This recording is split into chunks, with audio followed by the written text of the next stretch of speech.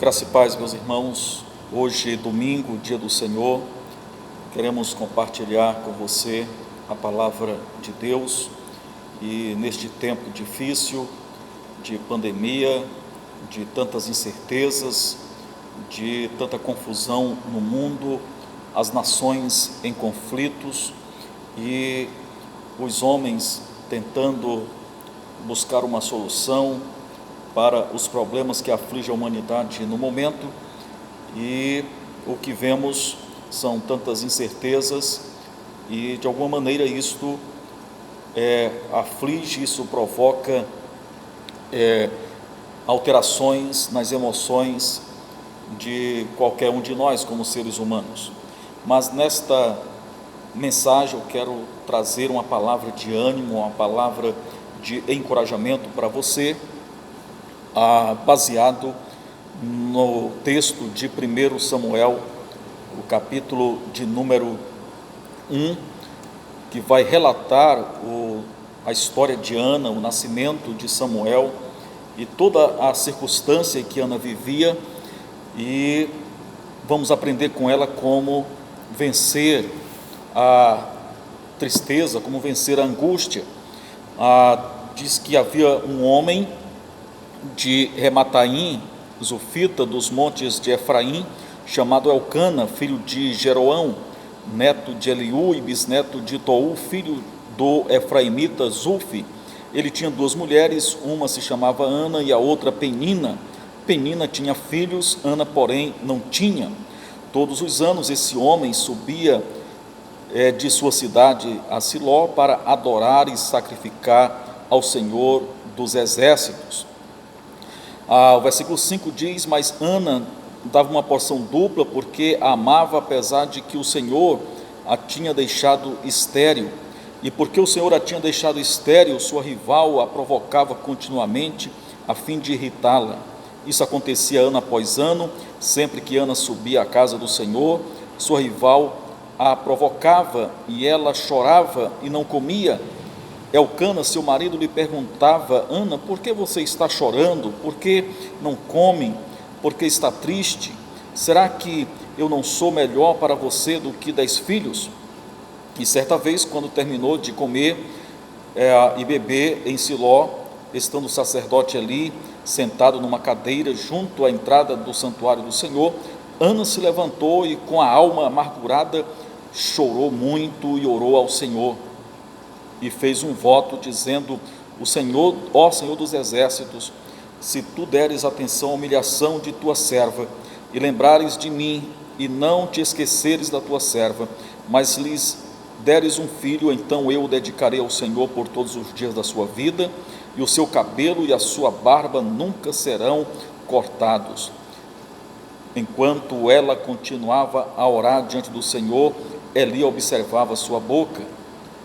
Ana orava silenciosamente, diz o versículo 15. Ana, após ser questionada por Eli, pensando que ela estava embriagada, Ana respondeu: não se trata disso, meu senhor, sou uma mulher muito angustiada, não bebi vinho nem bebida fermentada, eu estava derramando minha alma diante do Senhor. Não julgues tua serva uma mulher vadia, estou orando aqui até agora por causa de minha grande angústia e tristeza. Versículo 18 diz que, na parte B, então ela se levantou, ela seguiu o seu caminho, comeu e seu rosto já não estava mais abatido. Aqui, Ana era uma das esposas de Elcana, e o texto diz que o Senhor a tinha deixado estéril. E Ana se encontrava aqui em um estado emocional de abatimento, tristeza, angústia. O texto vai relatar que Ana era uma mulher triste, uma mulher amargurada, chorava, não comia, e diz que tinha grande angústia.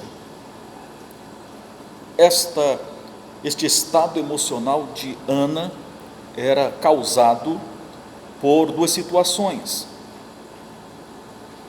Primeiro, a situação interna.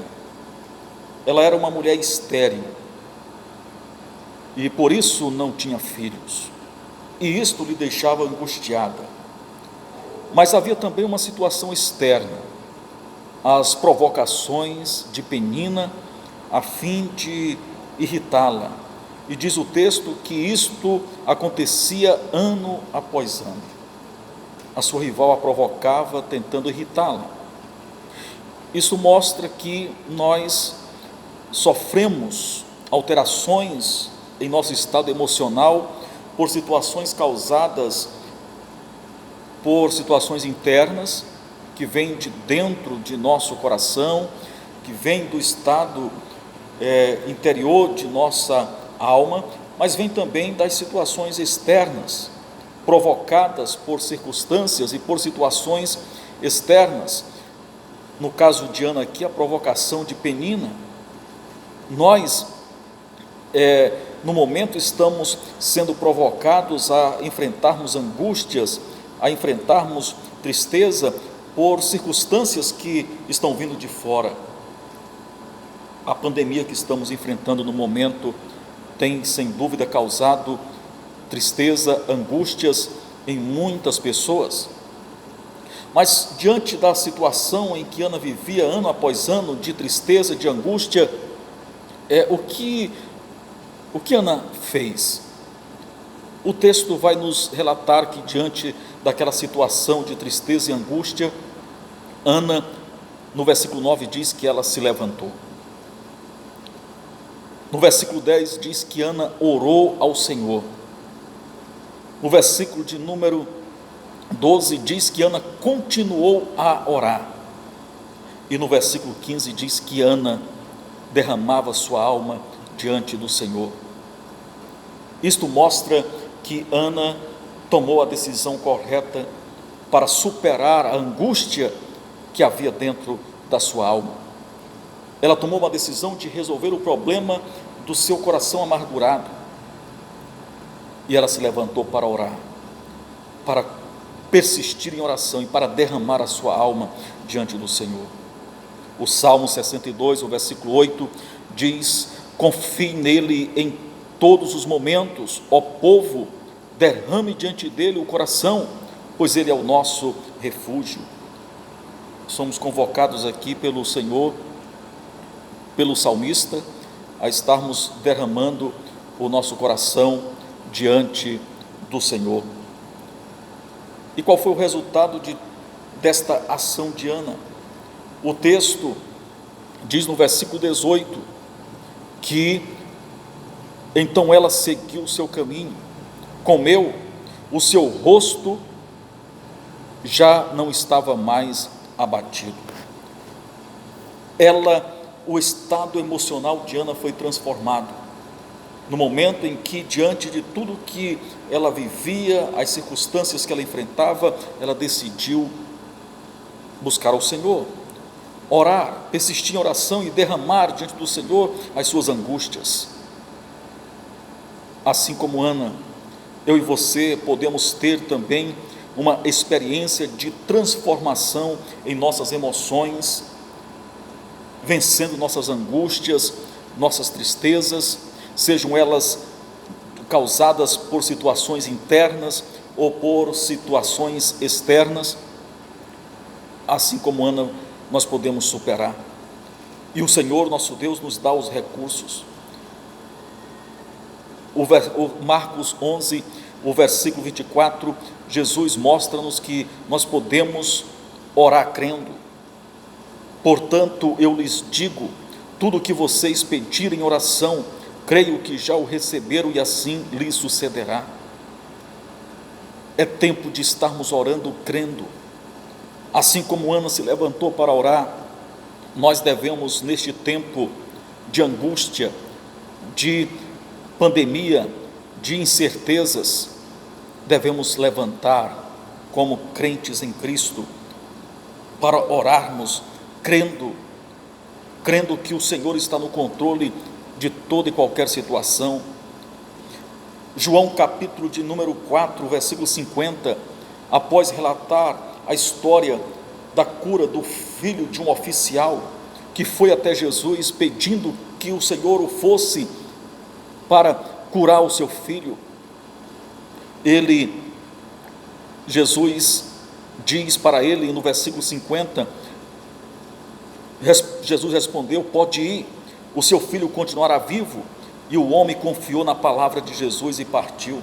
E quando ele partiu em direção à sua casa, os seus servos vieram ao seu encontro com as boas notícias de que o seu filho estava curado, exatamente de acordo com o momento, o horário em que Jesus tinha dito: vá, o seu filho vai continuar vivo. Aquele homem confiou na palavra de Jesus. Neste tempo precisamos confiar na palavra de Jesus, precisamos orar crendo na vontade de Deus, confiando na vontade de Deus. O texto de 1 João capítulo 5, versículo 14 diz: esta é a confiança que temos ao nos aproximarmos de Deus. Se pedirmos alguma coisa de acordo com a vontade de Deus, Ele nos ouvirá. E se sabemos que Ele nos ouve em tudo o que pedimos, sabemos que temos o que dele pedimos. Precisamos orar. Como Ana, eu devo me levantar. O tempo é de tempestade, o tempo é de aflições, mas é neste tempo que eu e você devemos nos levantarmos para orar, para continuar orando, persistindo em oração, mesmo que a situação pareça difícil. Enquanto ela não for alterada, precisamos continuar orando. Ana se levantou para orar e continuou orando. Como Ana, precisamos nos derramar diante do Senhor.